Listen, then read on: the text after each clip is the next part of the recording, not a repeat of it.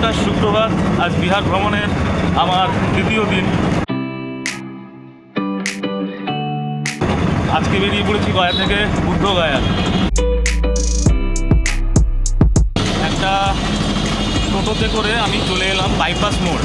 আপনারা যেখানেই থাকেন না কেন, রাজেন্দ্র আশ্রম বলুন বা আপনাদের চামচৌরা মোড়, সেখান থেকে যদি ডিরেক্ট বোধগয়ার অটো টোটো এরকম টেম্পো চলে, এরকম উড়িষ্যার মতো এরকম টেম্পো চলে। তো এরকম টেম্পো যদি ওখান থেকে ডিরেক্ট বোধগয়া পেয়ে যান তো ভালো। আমি যেহেতু শেয়ারিংয়ে যাচ্ছি, আপনারা রিজার্ভ করলে আপনারা যেখানে খুশি চাপতে পারেন।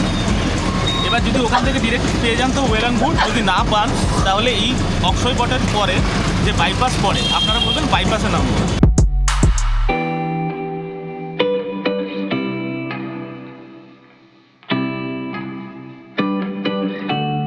ওখান থেকে এখানে আসতে 10 টাকা নিল, আর এখান থেকে এই টেম্পো করে নিয়েছি ডিরেক্ট বোধগয়া। এই হচ্ছে বাইপাস, গয়া থেকে বুদ্ধগয়া যাওয়ার। আপনাদেরকে এই বাইপাস মোড়ে নামিয়ে দেবে শেয়ারিং করার জন্য।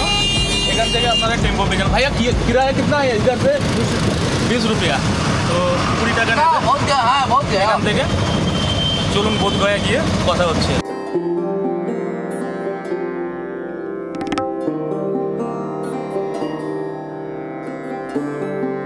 নমস্কার। ওই অটো যেখানে নামাবে সেটা হচ্ছে একদম মহাবোধি টেম্পেলের ঠিক সামনেই। আমার পিছনে দেখতে পাচ্ছেন মহাবোধি টেম্পেল। এই টেম্পেলের একদম চূড়াতে যে গোল্ডেন কালারটা দেখাচ্ছে ওটা একদম পুরো সোনা দিয়ে মোড়া। তো এই মহাবোধি টেম্পেল হচ্ছে বোধগয়ার একদম সেন্টারে অবস্থিত। এখানেই সবথেকে বেশি ভিড়টা হয়। তবে এখানে ক্যামেরা রেস্ট্রিকশন আছে ভেতরে। আমি যাই গিয়ে দেখাচ্ছি ক্যামেরা রেস্ট্রিকশনস কী আছে। মোবাইল নিয়ে ঢোকা যায় না এখানে। তো একদম অটো একদম এই মন্দিরের সামনেই নামাবে আপনাদেরকে। একদম পায়ে হেঁটে 1 মিনিট লাগবে এই মন্দির অব্দি আসতে। চলুন গিয়ে দেখাই।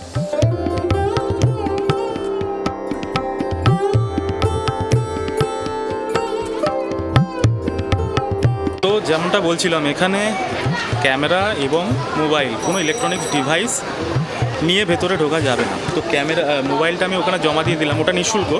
আর ক্যামেরার জন্য এই একটা টিকিট কাটতে হয়।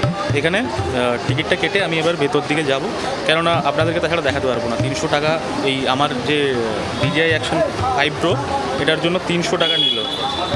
হ্যান্ডিক্যাম ক্যামকর্ডার আপনাদের কাছে যদি থাকে তার জন্য 300 টাকা ধার্য।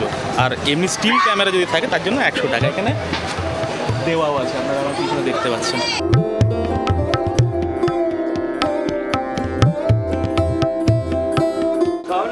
তো সিকিউরিটি চেক ইন কমপ্লিট। এখানে কিন্তু ফোর্স আছে এবং আপনাদেরকে ইলেকট্রনিক্স ডিভাইসেরও চেকিং চলছে এবং পার্সোনাল চেকিং চলছে। নেশাজাত দ্রব্য এসব নিয়ে এখানে ঢোকা যায় না। ক্যামেরার জন্য আলাদা করে 300 টাকা চার্জ নিয়েছে, সেটা আমি আপনাদেরকে দেখালাম। আপনারা যদি স্টিল ফটোগ্রাফি করেন তাহলে তার জন্য 100 টাকা চার্জ লাগবে, বাট ভিডিওগ্রাফির জন্য 300 টাকা চার্জ। আর বড় ক্যামেরা, ফিল্মে যেগুলোর ক্যামেরাগুলো লাগে সেই টাইপের ক্যামেরা যদি আপনাদের কাছে থাকে সেগুলোর জন্য 500 টাকা চার্জ। এখানে সিকিউরিটি চেকিং কমপ্লিট করে আমি ভেতরে প্রবেশ করছি। এই হচ্ছে মেন এন্ট্রান্স। হ্যাঁ, যেটা বলছিলাম, এই মহাবোধি টেম্পল সবথেকে বেশি ভিড় হয়, তার কারণ এখানেই সিদ্ধার্থ বোধি লাভ করেছিলেন। তো 4টে জায়গা গৌতম বুদ্ধর জীবনে খুবই ইম্পর্ট্যান্ট। তার মধ্যে প্রথমটা হচ্ছে লুম্বিনী, যেখানে তিনি জন্মগ্রহণ করেছিলেন; বোধগয়া, যেখানে তিনি বোধি লাভ করেন; সারনাথ, যেখানে তিনি ধর্ম প্রচার করেন; এবং কুশীনগর, যেখানে তার মহাপরিনির্বাণ ঘটে।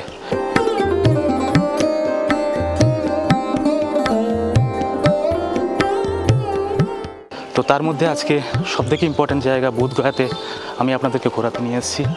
এই হচ্ছে এন্ট্রান্স, চারিদিকটা ফুল ইত্যাদি দিয়ে সাজানো। চলুন প্রবেশ করা যাক। তো এই যে গেটে প্রবেশ করে এখানে আপনাদেরকে চটি জুতো খুলে রাখতে হবে, কেননা এর পর মানে আমরা যখন ভেতর দিকে এন্ট্রি নেব ওদিকে কিন্তু আর চটি জুতো অ্যালাউ নেই। তো আমি এখানে আমি এই জন্যই শু পরে আসিনি, যাতে আমি এইসব জায়গাগুলোতে প্রবলেমে না পড়ি। শু পরলে এই মন্দির ঘুরতে আসা শু পরে নয় অ্যাকচুয়ালি। এই মন্দিরে আসলে আপনারা দেখতে পাবেন চায়না, জাপান, থাইল্যান্ড, ইন্দোনেশিয়া এবং বিভিন্ন দেশ থেকে এখানে কত বৌদ্ধ ধর্মের প্রচারকরা, তারা এখানে এসে এখানে যত মংস আছে, এখানে যারা পার্মানেন্ট থাকে তাদেরকে আর্থিক সাহায্য করে যাচ্ছে এবং এখানে একটা আলাদা প্রেয়ার হচ্ছে। তো আলাদা একটা মন জুড়িয়ে যায়। এটা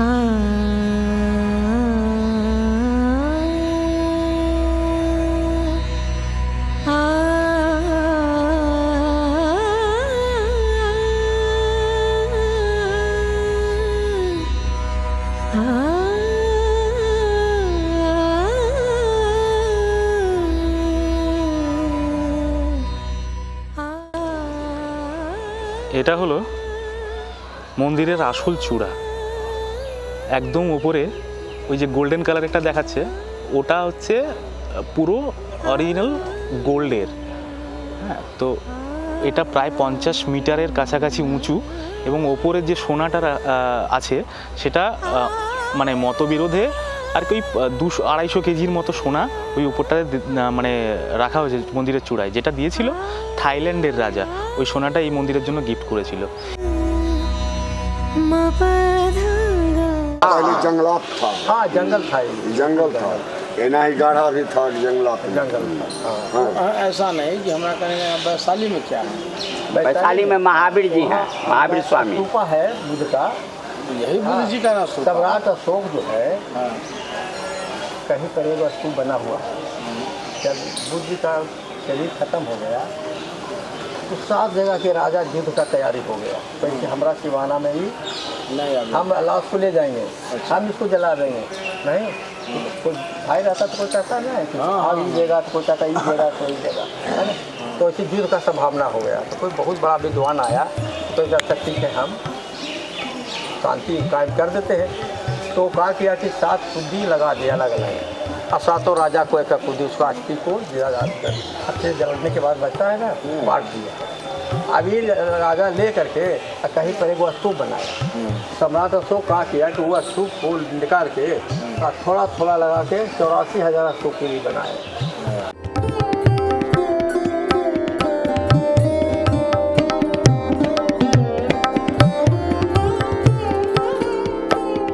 এরকমটা আপনারা শুনলেন, এখানে সম্রাট অশোক 84,000 স্তূপ নির্মাণ করেন। আমার চারিপাশে আমি আপনাদেরকে দেখালামও, চারিপাশে এখানে প্রচুর ছোট বড় স্তূপ। যদিও আমার পিছনে দেখতে পাচ্ছেন ওটা প্রধান, মানে আমাদের যেরকম মন্দিরের গর্ভগৃহ হয়, তো সেরকম প্রধান স্তূপ হচ্ছে ওটা আমার পিছনে। বাকি এরকম এখানে আসলে আপনারা টোটাল প্রচুর স্তূপ দেখতে পাবেন। ওনার মতে প্রায় 84,000 স্তূপের নির্মাণ করেছিলেন সম্রাট অশোক, যখন চারিপাশে মগধ সাম্রাজ্যে যুদ্ধ পরিস্থিতি।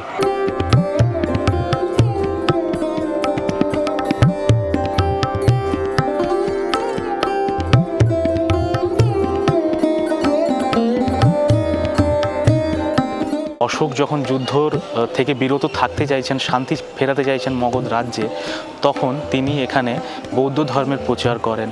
বৌদ্ধ ধর্ম এবং এই যে স্তূপগুলো আমার পিছনে দেখতে পাচ্ছেন, ছোট বড় স্তূপ, এরকম প্রায় 84,000 স্তূপের নির্মাণ করেন সম্রাট অশোক।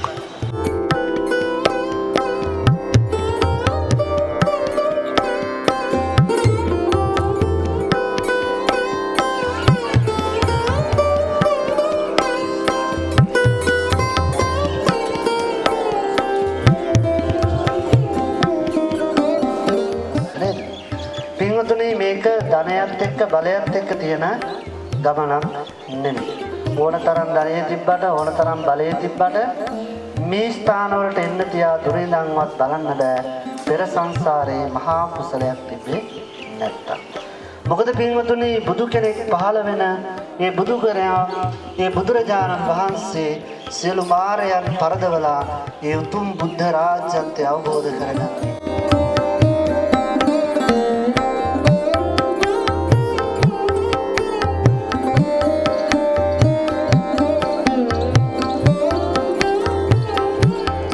আরেকটা জিনিস যেটা নোটিস করলাম, এখানে অনেক কাওয়ারিয়া এসছে। বলে ভাই হয়তো জল ঢালতে যাবে, আজ বৃহস্পতিবার, কাল পরশু করে বেরোবে, তার আগে বুদ্ধগয়ায় একবার দর্শন করে নিচ্ছে।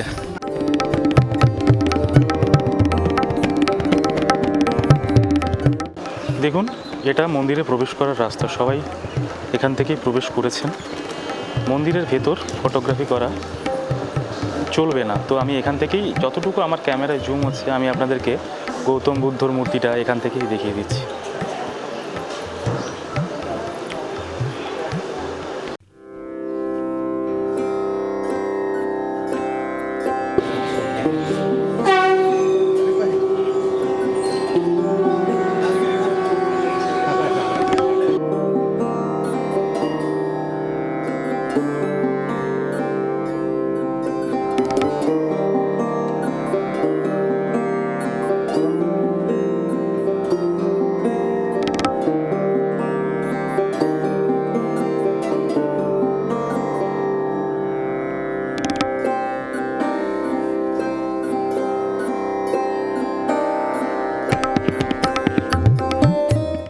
বন্ধুরা, এখানে আসলে আরেকটা যে জিনিস আপনাদের চোখে পড়বে সেটা হচ্ছে এখানে খুব শৃঙ্খলা পরায়ণ, খুব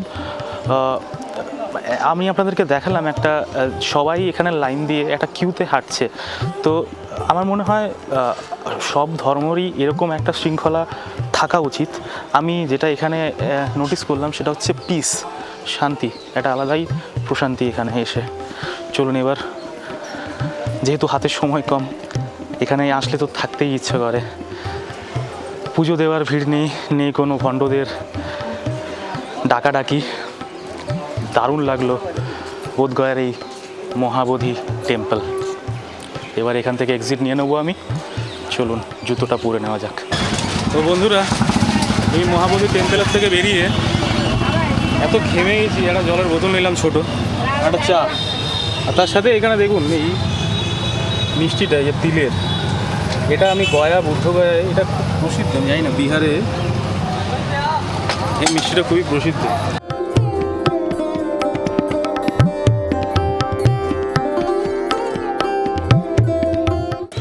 মহাবোধি টেম্পল দেখার পর আমি চলে এলাম দ্য গ্রেট বুদ্ধা স্ট্যাচু। আমার পিছনে দেখতে পাচ্ছেন দ্য গ্রেট বুদ্ধা স্ট্যাচু।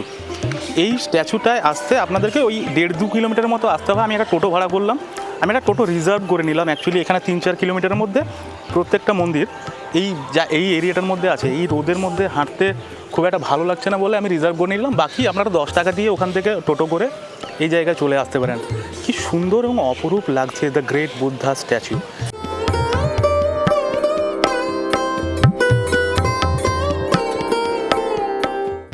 এখানে প্রবেশ করার আগে এদিকে জুতো খুলে আপনাকে প্রবেশ করতে হবে, এখানে লেখাও আছে। সবাই ছবি টবি তুলছে। চলুন সামনের দিকে, ক্যামেরা তো বারণ করেনি, অর্থাৎ সামনে থেকেই আপনাদেরকে দেখাতে পারবো।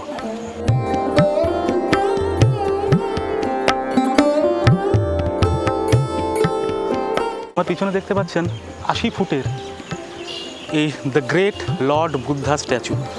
এই জায়গায় আসতে হলে আমি যেরকম বললাম মহাবোধি টেম্পল থেকে আপনারা 10 টাকা দিয়ে টোটোতে আসতে পারেন। আমি একটা টোটো বুক করে নিয়েছি, রিজার্ভ করে নিয়েছি। পুরো মন্দিরগুলো, যত দেশের মন্দির আছে এখানে, মনেস্ট্রি আছে, সব ঘুরবো, আপনাদের দেখাবো। চলুন এটা একটু পরিক্রমা করি, তারপর এখান থেকে বেরিয়ে যাব কার্মা টেম্পলের উদ্দেশ্যে। এই দ্য গ্রেট বুদ্ধা স্ট্যাচুর বাইরে এরকম লর্ড বুদ্ধার অনেক মূর্তি, এসব দোকানে আপনারা কিনতে পেয়ে যাবেন।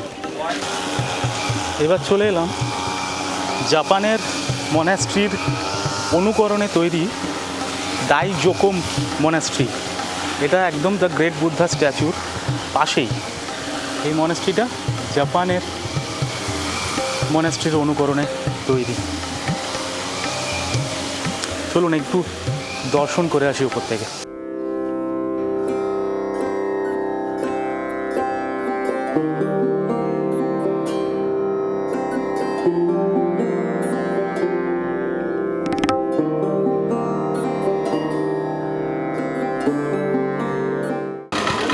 এবার যাব কর্ম টেম্পল। কি সুন্দর দেখুন, এখান থেকে পুরো জায়গাটা লাগছে। এই হলো কর্ম টেম্পল। যেমনটা বলছিলাম, ওই যে ওইটা দেখাচ্ছে ডাইজোকো, ওর ঠিক পাশেই 2 কিলোমিটার 3 কিলোমিটারের রেডিয়াসের মধ্যেই আপনার এই প্রত্যেকটা মনাস্ট্রি এখানে পেয়ে যাবেন। এই মনাস্ট্রিটা খুব সুন্দর কারুকার্য, আপনাদের চোখেই পড়ছে।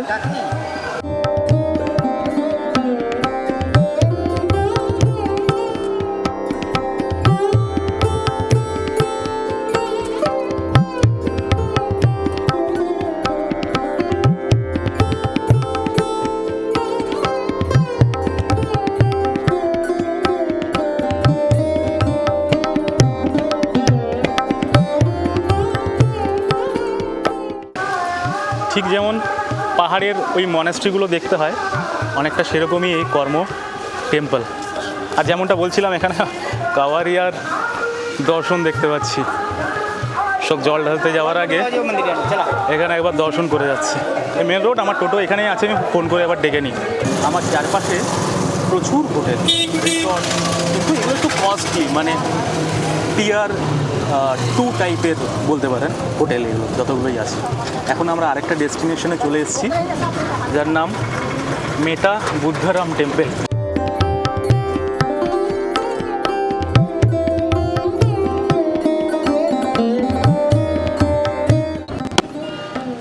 মনে হচ্ছে শ্বেত শুভ্র পাথরের গায়ে কেউ হালকা হালকা ব্ল্যাক অ্যান্ড হোয়াইট একটা তুলি দিয়ে এঁকে দিয়েছে, তার সাথে গোল্ডেন এই গাছগুলো এবং বুদ্ধর মূর্তি। অপূর্ব সুন্দর লাগছে, অপূর্ব সুন্দর।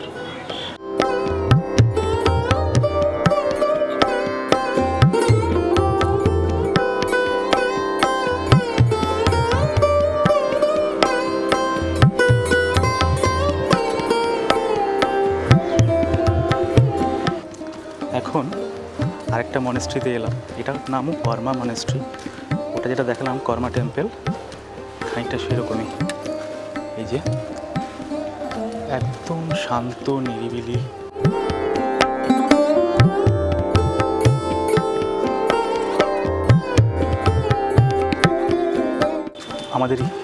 আমাদের যেসব মন্দিরে যায়, এত চারিদিকে ভণ্ডামি হয়ে গেছে না আজকাল ধর্মকে নিয়ে।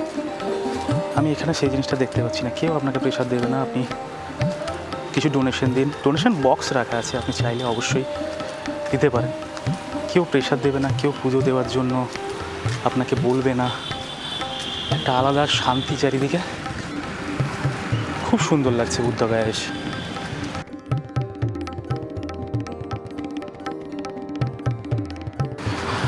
আর এই দেয়ালগুলোতে দেখুন, দেয়ালগুলোর কারুকার্য দেখুন। এই যে গম্বুজগুলো এখানে মন্দিরের, মনেস্ট্রির কারুকার্যগুলো দেখুন, এই গম্বুজের, দেখেছেন? অপূর্ব সুন্দর।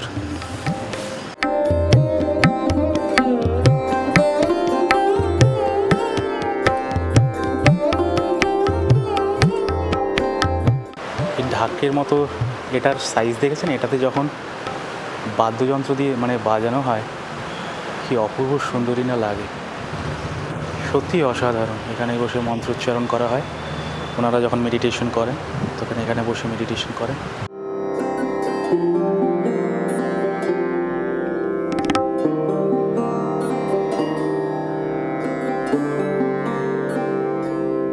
দেখুন এই সামনের রেস্টুরেন্ট, এখানে নাম সেন্ট্রাল জেল রেস্টুরেন্ট। এই যে, এবং আমি টোটো দাদার কাছে শুনলাম এখানে মানে যেটা অর্ডার করবেন সেটাই খেতে পাবেন, বাট আপনাকে জেলের কয়েদিদের মতো ট্রিট করা হবে। লিটারেলি আপনি একটা জেলের কয়েদি, এবং যেভাবে জেলের কয়েদিকে খাবার দেওয়া হয় সেইভাবেই আপনাকে খাবার দেওয়া হবে এই রেস্টুরেন্টে। Crazy crazy. বন্ধুরা, এবার চলে এলাম ওয়াট থাই বুদ্ধগয়া। থাইল্যান্ডের রাজা এই মন্দির বানিয়েছে, মনেস্ট্রি, এবং এটা বাইরে থেকে দেখতে যে সুন্দর লাগছে বন্ধুরা, গেটটাও সেই অসাধারণ বানিয়েছে। থাইল্যান্ড প্রচুর বৌদ্ধ ধর্মের মানুষের জায়গা, এবং এটা এই মনেস্ট্রি বা এই মন্দির তারই অনুকরণে তৈরি।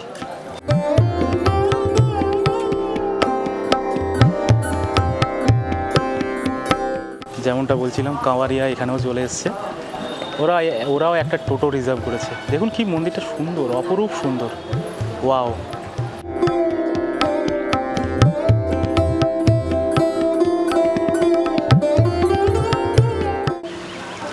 বন্ধুরা, এবার এসছি রয়্যাল ভুটান মনেস্ট্রি।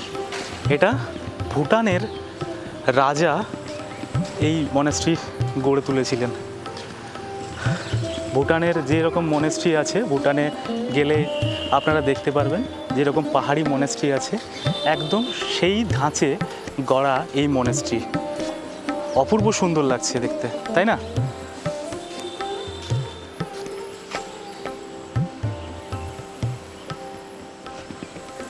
চলুন এবার বুদ্ধ মূর্তি দর্শন করে আসি।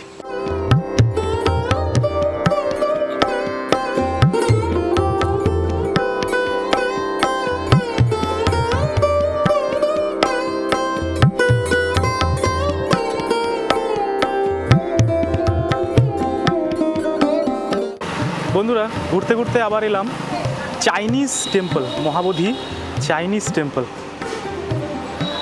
চায়না আমরা সবাই জানি বৌদ্ধ ধর্মের অন্তর্গত, বৌদ্ধ ধর্ম ফলো করা হয় চায়নায়, এবং এই টেম্পলটা চাইনিজ অনুকরণে তৈরি। এই যে দেখুন,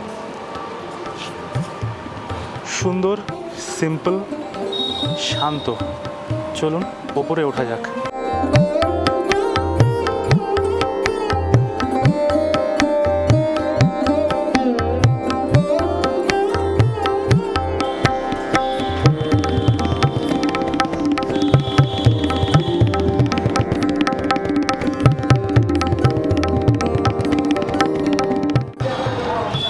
এখন দেখছেন তিব্বতের মনেস্ট্রির অনুকরণে এই মন্দির, তিব্বত মনেস্ট্রি, বুদ্ধগয়া।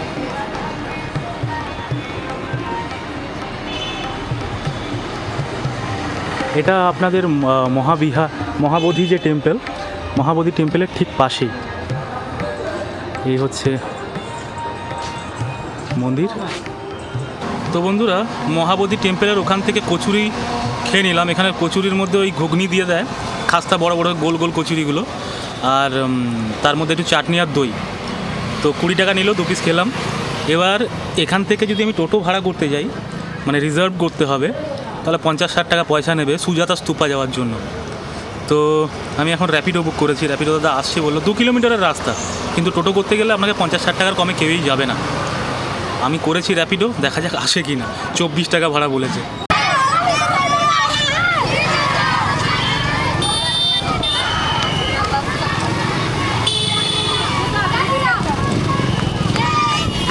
পিছনে দেখতে পাচ্ছেন সুজাতা স্তূপা।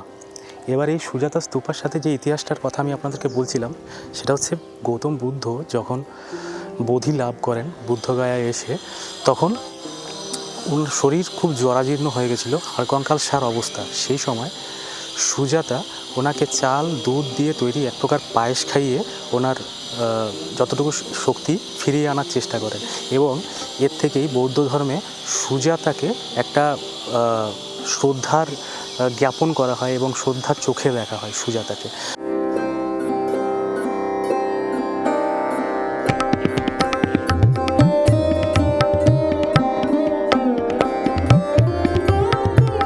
তো তার স্মারক হিসেবেই এটা নির্মাণ করা হয়েছিল। এটার মতবিরোধ আছে। অনেকে মনে করেন 2য় শতাব্দীতে এটার নির্মাণ হয়েছে, অনেকে মনে করেন 6ষ্ঠ থেকে 7ম শতাব্দীতে পাল বংশের সময় এটা নির্মাণ করা হয়। তো এই সুজাতা স্তূপা আসতে হলে আপনাদেরকে বুদ্ধগয়া থেকে টোটো রিজার্ভ করতে হবে, কেননা এই দিকটাতে খুব একটা টোটো শেয়ারিংয়ে আপনি পাবেন না। আমি যেটা করেছি, আমি একা আছি তাই জন্য র্যাপিডো করে নিয়েছি। ফল্গু নদী আপনাকে ক্রস করতে হবে, তারপর এপারে এসে সুজাতা স্তূপা। এছাড়াও আরেকটা এখানে পাহাড় আছে, দুঙ্গেশ্বরী পাহাড়। এখানের মানুষরা মনে করেন যে বুদ্ধগয়ার যে যতটুকুই ইতিহাস জড়িয়ে আছে সেটা অ্যাকচুয়ালি ওই দুঙ্গেশ্বরী কেভে ছিল, তারপর ওখান থেকে সরিয়ে বুদ্ধগয়ায় নিয়ে আসা হয়। এটা এখানকার লোকেদের কাছ থেকে আমার শোনা।